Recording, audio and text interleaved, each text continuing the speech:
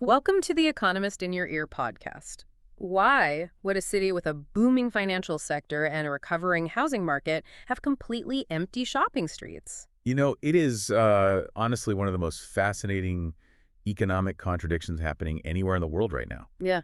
It completely shatters the traditional assumptions we have about how wealth is supposed to, trickle down through a local economy. Right, because usually a rising tide lifts all boats, or so they say.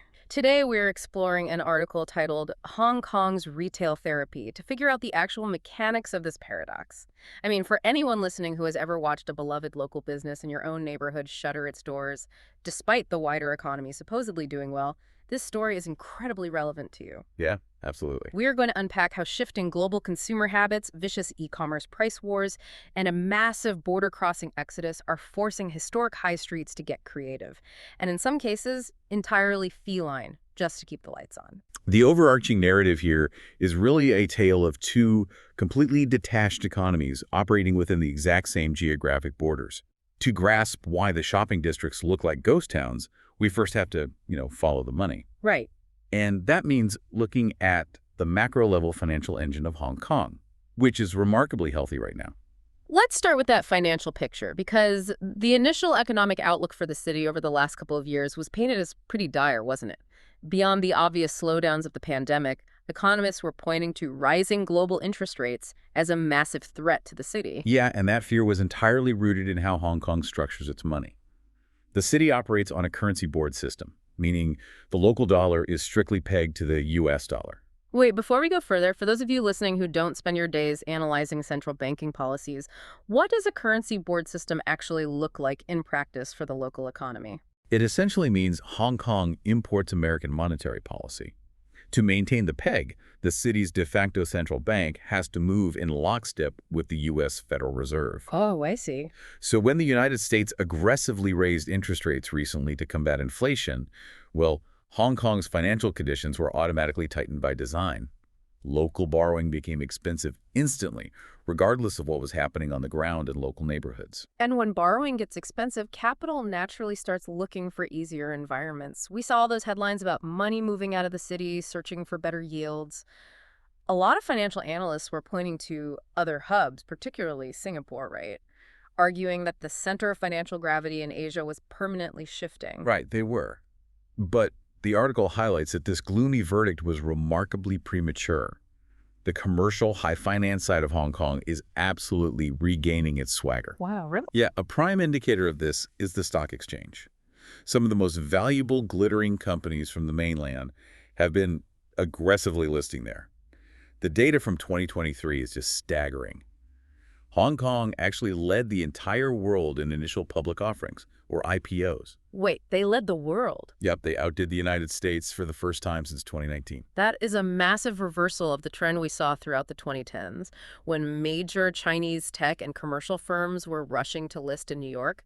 Now that immense flow of capital is turning back home. Exactly. And it's not just the stock exchange flashing green either. The housing market, which is a foundational pillar of Hong Kong's overall economic health, has hit bottom and rebounded. Property prices are up year on year and rents are climbing. Meaning people on paper and in their bank accounts are actually feeling wealthier. Landlords are happy, bankers are busy, and capital is flowing. Right. Which brings us back to our opening question. With the financial sector roaring, you would naturally expect to see that cash circulating on the high street. But it isn't. Yes. Yeah. The situation reminds me of a massive luxury cruise ship where the engine room has been fully automated. Deep down in the hull, the engines, the financial sector, are roaring, generating massive amounts of power and wealth. But because that engine room is automated and doesn't require a massive crew down there, none of that generated wealth is making its way upstairs to be spent in the ship's lavish dining room. That analogy gets right to the core structural issue. A booming banking and commercial sector doesn't automatically enrich the labor-intensive corners of an economy. Retail relies on foot traffic, volume, and a massive workforce. And historically, Hong Kong was the undisputed king of retail volume. It has always been a free port. There are very few tariffs, strict enforcement against counterfeits, and a reputation for luxury. You could fly in, get an amazing deal on high-end goods, and leave. Back in 2018, the city's shops, restaurants, and hotels employed over 630,000 people to support that volume. Yeah, But fast forward to today, and that employment figure has collapsed by roughly 20%. Retail sales are hovering far below their 2018 peaks. The money is undeniably present in the city's banking system, but it is just entirely bypassing the cash registers of local storefronts. So we have to figure out where the physical shoppers went. The answer requires looking just across the border at a massive behavioral shift. Locals are calling the Shenzhen effect. Hong Kongers are leaving the city in droves, crossing into mainland China, specifically the neighboring city of Shenzhen, to conduct their everyday spending. And the scale of this movement is hard to overstate. We aren't just talking about a few tourists looking for a weekend getaway. We are talking about residents crossing the border simply to buy their weekly groceries, get a pair of prescription glasses, or, have a suit tailored, all for a fraction of what those goods would cost in their own neighborhoods. The statistics from the June 19th Dragon Boat Festival holiday capture the sheer volume of this exodus perfectly. On that single day, more than 500,000 locals surged out of the city and crossed into the mainland. 500,000 people in one day. Yes. They essentially packed up their weekend discretionary income and exported it entirely. I have to challenge the core premise of this, though. If Hong Kong is still a duty-free hub and local wages remain comparatively high, wouldn't the sheer convenience of staying local eventually outweigh the massive hassle of taking a train across a border just to save a few dollars on a pair of glasses or a bag of groceries? Time is money, especially in a fast-paced city. Well, it is a logical question, but it assumes the only difference is price. The gap in the cost of living has become so wide that the savings easily offset the friction of travel. I see. But more importantly, the quality of the retail and service experience in places like Shenzhen has caught up to, and in some areas completely surpassed, what is offered locally. Furthermore, this exodus points to a much deeper global structural rewiring of consumer habits. You mean the shift away from buying physical stuff? Exactly. Consumers everywhere, not just in Hong Kong, are transitioning their discretionary spending away from tangible goods and moving it heavily toward experiences and services. If you look at Singapore, which doesn't share a physical border with a cheaper neighbor, well, retail figures there have also been stubbornly flat. People just don't value acquiring physical items the way they did a decade ago. Right, and if they do want a physical item or a hot meal, the definition of convenience has fundamentally changed. Think about your own takeout habits lately. Why walk down to a local restaurant when e-commerce platforms have initiated brutal price wars that bring the food directly to your couch? Exactly. The competitive pressure in the delivery space has completely altered the local restaurant economy. Kita, which is the international brand of the mainland tech giant Meituan, has entered the local market aggressively. They are subsidizing costs and burning capital to win market share away from established incumbents like Deliveroo. Meaning the consumer wins big on price, but the local physical restaurant loses its foot traffic entirely. Which is why Erin Shin, an economist at HSBC, remains surprisingly optimistic about the broader economy despite the empty shops. She looks at the healthy financial industry, the rebounding housing market, and the resilient job numbers, and concludes that the locals absolutely have the money to spend. So the capital hasn't vanished? Right. The mechanism of spending has just evolved. So her argument is that we are just measuring the wrong thing. We are obsessing over retail goods when the money is actually flowing into services-driven consumption. That explains the massive infrastructure push, like the construction of the Kai Tak Stadium, a venue built to hold 50,000 people. You don't build a stadium that size to sell groceries. You build it to host mega concerts and international sporting events, drawing people in for an experience rather than a shopping bag. That's spot on. But a 50,000-seat stadium only revitalizes the immediate urban core. To understand the true human cost of this structural shift, we have to examine a neighborhood that is entirely disconnected from that mega stadium strategy. Right, so we have these macroeconomic tectonic plates shifting. The currency pegs, the e-commerce battles, the stadium-sized service economies. But what does it actually feel like when the tide of money just rolls right past your front door? I kept thinking about the specific neighborhood highlighted in the article, a picturesque area called Stanley. Yeah, Stanley is located on the south side of Hong Kong Island, famous for its beaches and its history. In the very first census taken under British administration, nearly 30% of the total population lived there. It boasts gorgeous natural scenery, the iconic Stanley Market, and a massive neoclassical waterfront landmark known as Murray House. But the description of Stanley today is incredibly melancholy. Murray House, a building that should be the crown jewel of waterfront dining, has lost all its restaurants and functions as an empty monument. Stanley Market, once so tightly packed with tourists buying handbags and Bruce Lee t-shirts that you could barely walk through it, is now ominously quiet. And Alpha Chow's story grounds all these economic theories in reality. He operates a kiosk and pizza joint right on the main beach, called Beach Club. He prides himself on making the best handmade pizza in town, insisting on fresh tomatoes and blending 2 types of Italian cheese. But having the best pizza in town is economically useless if the town is empty. Early evening used to be his prime operating hour, flooded with customers. Now he might see a handful of people nursing a single beer. The economic contraction forced him to slash his staff from a crew of 5 down to just himself. He acknowledges plainly that his former regulars aren't staying home to save money. They are actively choosing to take their spending power to Shenzhen. Alpha's struggle really highlights the ultimate barrier for neighborhoods like Stanley, which is geographical friction. Stanley does not have a metro connection. It requires a bus ride or a taxi down winding coastal roads. It's like Stanley is a beautiful museum that just forgot to build a parking lot. When global consumer habits suddenly prioritize absolute frictionless convenience, whether that means tapping an app for subsidized food delivery or hopping on a high-speed train for a massive weekend experience across the border, the simple hassle of taking a bus to a seaside town becomes a fatal economic flaw. It really does. The friction outweighs the reward for the modern consumer. So the urgent question for local officials becomes, if you cannot magically construct a metro line overnight to fix the geography, how do you overcome that friction and convince people to make the journey? You have to manufacture attention out of thin air. Exactly. And that introduces us to the concept of placemaking, which is the strategy being deployed by Sandy Chung, a government official running the Southern District where Stanley is located. Placemaking is one of those urban planning buzzwords we hear a lot, but what does it actually mean in practice for a desperate neighborhood? Well, in practice, it means changing the narrative of the location so the journey feels like an event. You can't change the bus route, but you can give people a novel reason to take the bus. Chung decided to lean heavily into Stanley's reputation as a highly pet-friendly area, capitalizing on a visual phenomenon that was starting to spread across the city. She turned to a cartoon cat named Gloomy. It's gloomy. Gloomy was created by local artist Leon Lollipop and had started appearing as murals on the sides of cafes throughout the wider city. Chung facilitated getting a massive edition of Gloomy painted directly onto the wall of a prominent waterfront restaurant in Stanley called Busy Bay. And the strategy worked exactly as designed in the digital realm. The internet was suddenly flooded with cheerful selfies of people posing with the mural. The campaign hit the absolute jackpot of the attention economy when Anson Lo, a massive pop star from the boy band Mirror, traveled to Stanley and posted a photograph of himself mimicking the cat's pose.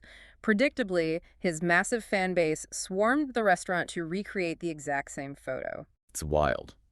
The visual buzz was so potent that Chung commissioned an art collective called Art Dreamers to expand the campaign, painting intricate dog and cat murals all over the neighborhood. There's one of a cat appearing to climb out of a brick wall, and another staring up at the moon, framed by the area's distinct red kipok trees. The placement of these murals is brilliant. My favorite is one painted directly next to a rigid, official sign warning visitors, "Do not feed the cats."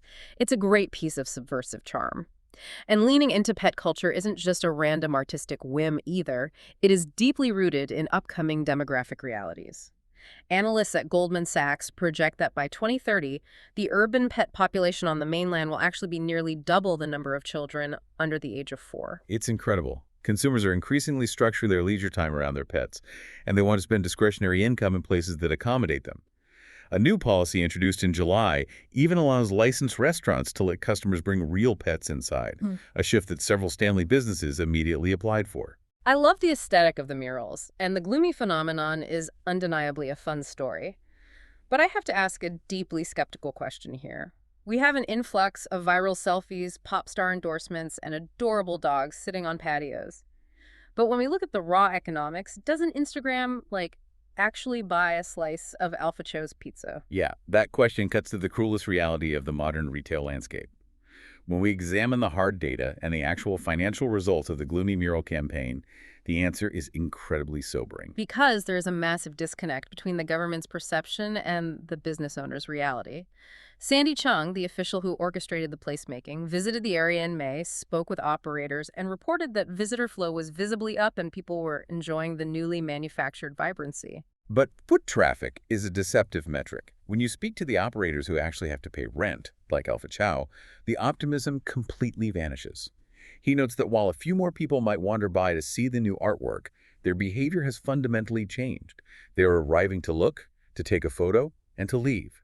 They are not arriving to spend. That is such a jarring disconnect. If you've ever seen a random Instagram wall, maybe a pair of painted angel wings or a neon sign pop up outside a struggling cafe in your own neighborhood, this is the exact same desperate math at play. We assume a crowd of photographers outside equals a full cash register inside. And the article provides a brutal anecdote that shatters that assumption entirely. Beezy Bay, the very waterfront restaurant that commissioned the original gloomy mural, the one that secured the pop star selfie and drew massive crowds of fans, has completely shut its doors. Oh, wow. That is a devastating lesson in the mechanics of the attention economy. Generating digital publicity, creating a localized buzz, and even achieving high foot traffic does not automatically convert into tangible revenue. A person taking a selfie might buy a single coffee, take up a table for an hour, and leave. High visibility can actually obscure incredibly low transaction volume. Exactly. Transitioning a local economy from selling high-margin tangible goods to relying on low-margin intangible experiences is incredibly difficult to monetize for the average small business owner. So if painting a viral, celebrity-endorsed cat on your wall isn't the silver bullet that saves a restaurant, what is the actual long-term strategic fix for a city grappling with these forces? Well, the fix requires moving past localized gimmicks and adopting a much broader citywide shift in perspective. It starts with a hard acceptance of the Shenzhen effect. The retail and hospitality sectors realize this border-crossing behavior isn't a temporary post-pandemic blip. It is a permanent structural reality. The goal is no longer to reverse the trend, but simply to hope it is finally stabilized. Meaning, if you cannot compete with Shenzhen on raw price, and you cannot force consumers to leave their houses to buy physical items they can get cheaper on a delivery app, you have to entirely redefine the fundamental utility of your city to a visitor. You have to differentiate by offering layered, complex experiences that tourists simply cannot replicate in mainland China or find on a smartphone. Precisely. Under this new macroeconomic framework, a quiet, subdued neighborhood like Stanley still plays a vital role in the city's ecosystem. But the expectation of what it provides changes. The goal is no longer to extract maximum retail spending from a visitor the second they step off the bus in Stanley. It becomes about the top of the economic funnel. If a neighborhood can offer a scenic beach, preserved neoclassical architecture, and a quiet slice of Alpha Chow's handmade pizza at sunset, that provides a unique, qualitative reason to travel to Hong Kong in the first place. They might only buy a pizza and a beer in Stanley, but the next night, they might spend heavily at a high-end restaurant in the central business district. Right. It's about utilizing every neighborhood to enrich the overall cultural fabric of the city. We can see a highly successful example of this differentiation strategy at the Hong Kong Palace Museum. It operates as a sister institution to the famous original in Beijing, but it recently curated a blockbuster exhibition of artifacts from ancient Egypt, collaborating directly with international Egyptian museums. And it was a massive success. It drew the largest crowds in the museum's operating history. And interestingly, sticking with our feline theme, one of the biggest attractions was the collection of actual cat mummies, showcasing how pharaohs mummified their pets for the afterlife. The city fully embraced the quirkiness of this. They designed a cartoonish mascot called Pharaoh Cat for photo opportunities, and themed merchandise sold out across the venue. But look at the mechanical difference between the Pharaoh Cat and Gloomy. The Pharaoh Cat was not a disconnected, desperate gimmick painted on a brick wall merely to drive foot traffic to a struggling pizza shop. It was an experiential layer thoughtfully added on top of a genuinely unique, world-class cultural exhibition. That combination of international curation and local charm is an experience you cannot easily replicate or find just across the border. It is an incredible transition to witness from the eye side. Hong Kong is essentially having to transition from functioning as a massive, hyper-efficient, duty-free supermarket where volume is king to operating much more like a curated cultural theme park. The primary driver is no longer filling a suitcase with discounted luxury goods. The driver is the environment, the distinct culture, and the ride itself. That transition will continue to be painful for many operators, though. High streets that built their entire business model on the sheer volume of retail transactions will face ongoing, immense pressure. But by shifting the focus toward authentic neighborhood identity and deeply unique cultural offerings, the city provides visitors a compelling, friction-proof reason to keep showing up. So we've unpacked how a roaring financial engine and a currency peg don't magically fill empty shops. We've explored how e-commerce price wars and the Shenzhen effect have permanently rewired how and where consumers choose to spend their money. And we've seen the brutal limits of the attention economy, learning that a viral mural can generate thousands of digital selfies while the restaurant behind the wall quietly goes bankrupt. And a lot to take in. It is, but it leaves me with one final thought to mull over as we watch our own local high streets evolve. If the future survival of neighborhood retail relies entirely on manufacturing these unique experiences and placemaking moments, what happens when every single city in the world is utilizing the exact same playbook, trying to build the exact same Instagrammable traps? How does a city or a neighborhood maintain any genuine authenticity when its primary economic strategy is just desperately trying to win the attention economy? Thanks for listening. Follow us for daily insights into world affairs, and don't forget to like, comment, and share.